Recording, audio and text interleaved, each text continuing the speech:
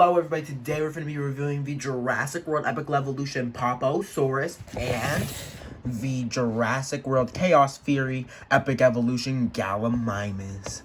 So, wait, no, hold on.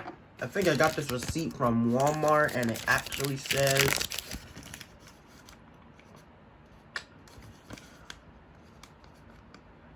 Dino figure and Dino asrt. I don't know which one they are. So I'm just gonna call one of them Dino asrt and the other one Dino figure. Okay. So the Dino figure comes with this cool box that shows you where it lives. Apparently it lives by a river. Definitely finna show that in my stop motion lore.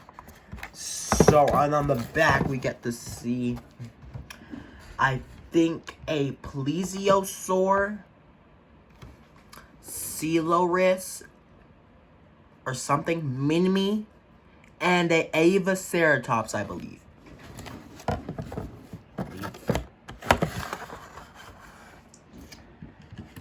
And on the Gallimimus box, it shows a Savannah. Definitely also get that in the lore as well. So here we have the Velociraptor also lives in the savannah. We got a baby Apatosaurus or Brachiosaurus. And we also got maybe Guanlong and Lystrosaurus. So, for the articulation of the Poposaurus, we got a open and closable jaw. This is literally the only reason I got these. Movable arms. Some movable feet. And the rotating tail.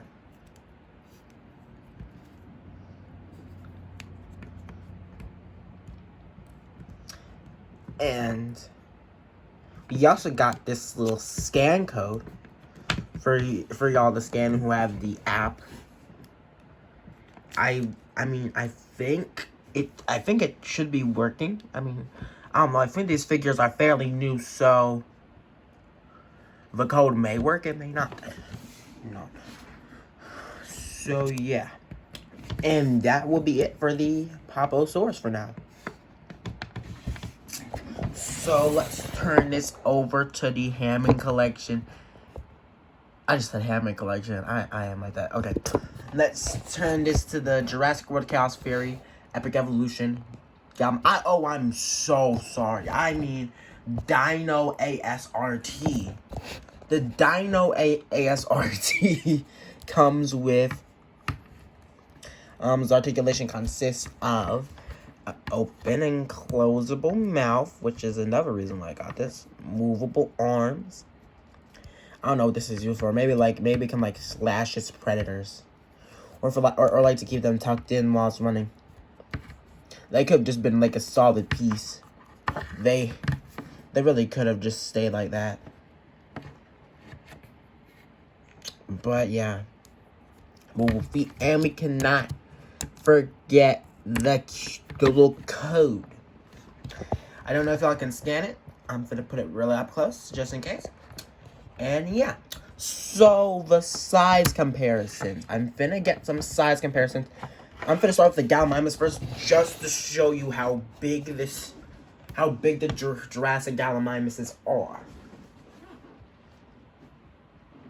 So let me see. We got my very poorly painted extreme damage Genidectes, I think it's called. The Genidectes may be a bit more stocky, I guess, but it is still nowhere near the height of this Gallimimus. Next. Oh, but I'm already gonna do a big size comparison already with the I keep saying Hammond collection. I'm sorry. I'm just sad because I'm probably just sad that I never got a Hammond collection Gallimimus. I feel like the only reason why they went out of stock so fast is because everyone wanted to make a stampede scene. But whatever. So we got the extreme damage T-Rex. And it is very massive, and I would say this is kind of early size comparison of the Poposaurus, but it's really not. So moving back to this, oh my gosh, my screen is still wide out. This is gonna be useful. So moving on, we got between my backpack or book bag and my little cabinet thing, we got the Hammond Collection Coryphosaurus on all fours. Hold up, let me position it correctly. Please do not fall, sir. At least I'm assuming you're a sir because of your colorful colors. You could be a female for all I know. We're referring to the Gallimimus to be in front of the thing right here because they're just simply too big. So yeah, you can really see how small the Gallimimus is starting to get. But if we make the... Oh my gosh, I'm so sorry, Gallimimus. I just bought you a few days ago and you already fell. And my phone fell. Why is everything falling? And the Coryphosaurus fell. Oh my goodness. This is just like... Tomorrow's my birthday. More like tomorrow's a fall day. While people are singing happy birthday to me, I'm gonna just fall. So we got it on all fours, which it gets a bit smaller, but nowhere near as big as the Gallimimus. Also, I don't know what this little, like, neck slant thing here is for the Gallimimus. I'm assuming it was... I guess they borrowed it from maybe the Hammond Collection. I'm not sure. But moving on.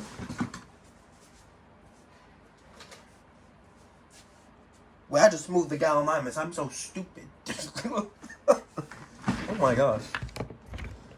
You gotta go, Corey. Alright. So next up, we got a more smaller figure. I actually got this for Christmas, so I don't know what line it's from, but I think it's the Dino Tracker Triceratops. And it does get a bit big. Oh my gosh, close your mouth, buddy. I don't need you to be roaring every single time. Okay, there you go. So yeah. It gets pretty big. But next up we have, I think, if I can find it. I don't know if I can find it or not. I put it down somewhere. I just need to find it.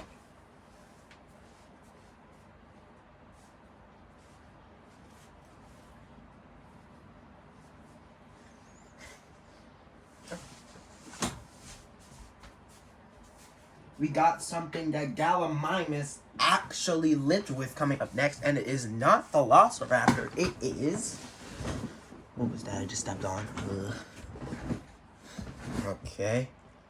Is not the Jurassic World, but the beast of the Mesozoic Protoceratops.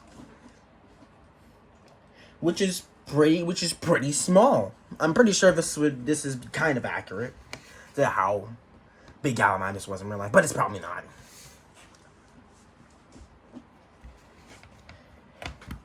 And straight from kind of the same line, we got the... Oh, hold up. We gotta put you on the... Oh my gosh, everything is falling. Just like the Wait, no. That was a long time ago, I think. I think the economy's doing great now.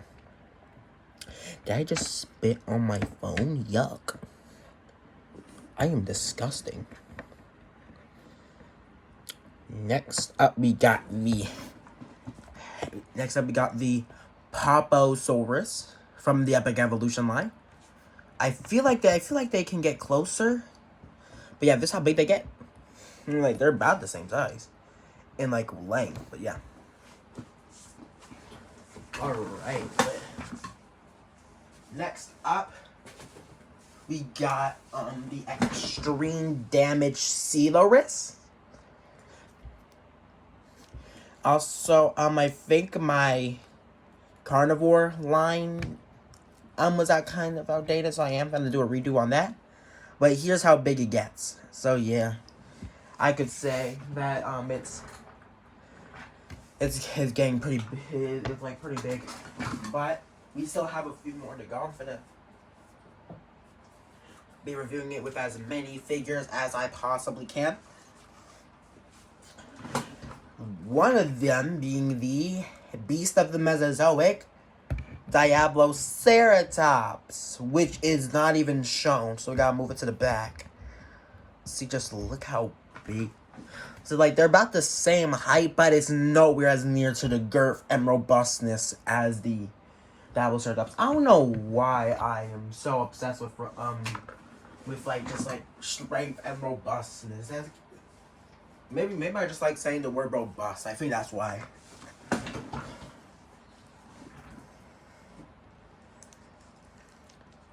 Up next with the missing arm, my Hammond collection, Pachycephalosaurus from the stop motion lore. Some say he's still. Oh my gosh! I moved the Gallimimus again. Oh my gosh! I am not the brightest. Clearly. So now we got the Pachycephalosaurus. So there. Hold on, I'm gonna put it at the back so I can hold up. Need to make sure the Pachy is way more grounded. Keep it grounded. Keep it grounded. Keep it grounded. I guess just like lower down his tail, which is kind of sad. So yeah, they're not that big. I really can't. Oh no, I'm moving you again. You stay right here. All right. So I think okay. I am gonna show the Parasaurolophus as a size comparison as well, despite I think it being the same size as the Coryphosaurus mostly, for the most part. So yeah. Oh my gosh, sometimes it's like I gotta keep on moving some to the front to show it, but sometimes I gotta move it to the back. So yeah, here's it on all fours. Then I move it up a bit, and here is it on its two legs. Keep in mind that this may not be the actual size between the figures, because it may kind of like lift off its feet a bit. So just taking the size of these two. No, I'm not moving you, Gally. I ain't. And I think I got a few more figures to do. So yeah. We got another dinosaur that lived with Gallimimus, a Velociraptor, blue, but thanks to my cringy painting phase, she's kind of irrecognizable. I need to stop starting. Irrecognizable. Next up, we got the Dimetrodon from Extreme Damage. I feel kind of bad that I just ruined the colors of these figures. But yeah, the sail does make it look pretty big, but in reality, if we move it, it would not only just look like your everyday lizard, but it would just be. I really wish that was some Dimetrodon sexual dimorphism. Like where the males would have all these big sails and the males didn't, but no, they just use them Like I guess it was just kind of a way to say, hey, I'm a Dimetrodon, not Edaphosaurus that they actually hunted. But I'm finna get into that when I redo a review on that figure. We got a few more. 1, 2, 3. Yeah, I think we only got 4 or 3 more. So, and here is my somewhat goodly repainted Albertosaurus, which I cannot show the full size for because he just decided to be sad and keep his head down in shame. So we're just gonna lift that up just to give you a comparison to see what it would actually be like. Now we only got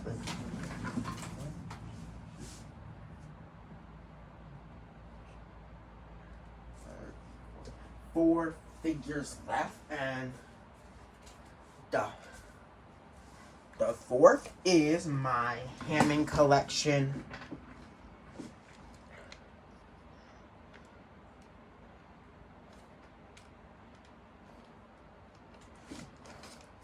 Need to get it in the right position to keep it standing.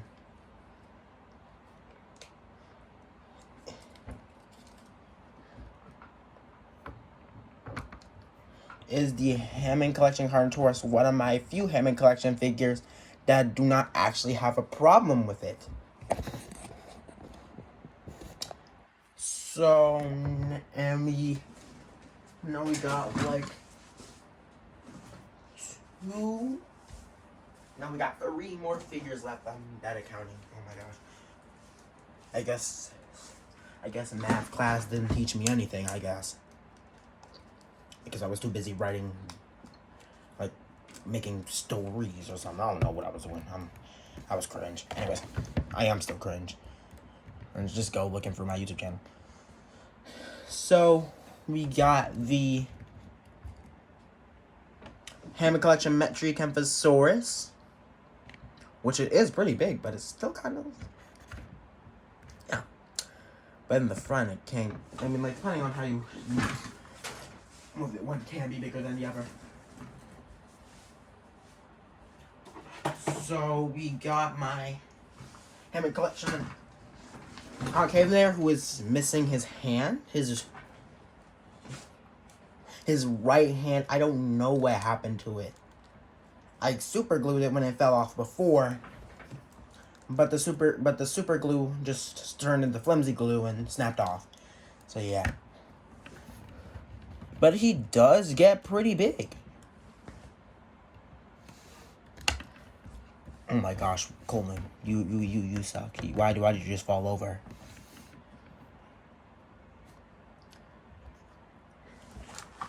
And another one we have is the, oh my gosh, I think my jacket just got in the way. I'm so sorry.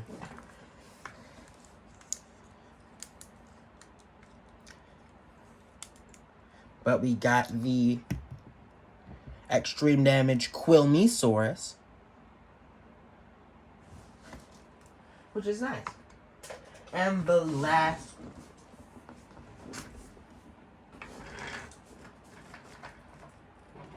size comparison is the Jurassic Park furry Hammond Collection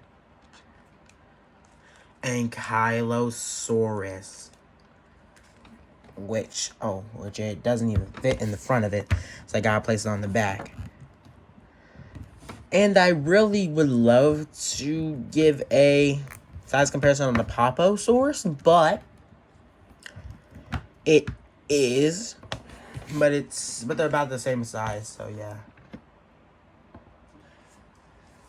So, I think I actually do have a ruler in my backpack, so I think I can actually give you a decent size and height estimate. Yes, estimate. I'm that person. I'm about to pull a whole entire Goji sensor and give you a and sit you down and give you a full in-depth analysis of these two figures. Like, I'm going for the length and everything. Why do I keep moving the Gallimimus? So, the Gallimimus, if you would stand still, please don't topple over, is from tail to torso about 14 or 13 feet long, or 5 feet. It is about, at the hips, it's about 3 feet, or 3 inches, I think. Or 6 centimeters, or 7 centimeters. Excuse me, how about jeez. Whew. Well, where did I put the Poposaurus? I think I just stacked them on top of all the others. Hold up.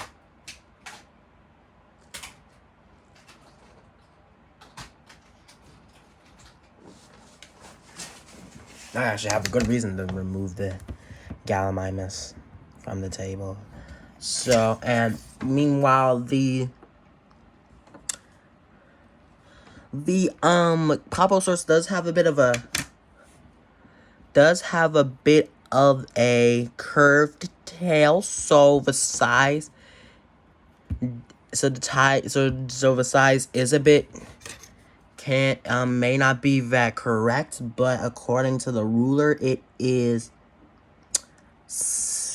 let me see, it's just about 13 centimeters in length and a height of about 5 centimeters, or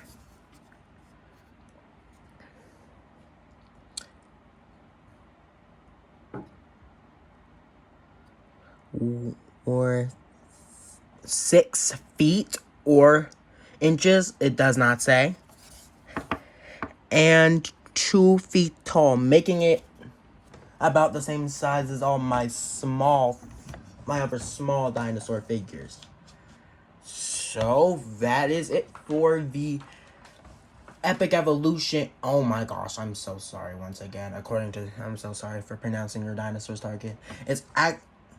So that's my review on the Dino figure and Dino asrt. So should you get them? Yeah, I mean, if you want two medium, if you want like two small dinosaurs to fight each other, get snacked on in your photographies, yeah, sure, I really think you should do it. You really should get them. So yeah. So that's it. No telling y'all to like and subscribe. You can do that on your own accord. And see y'all next time. Bye.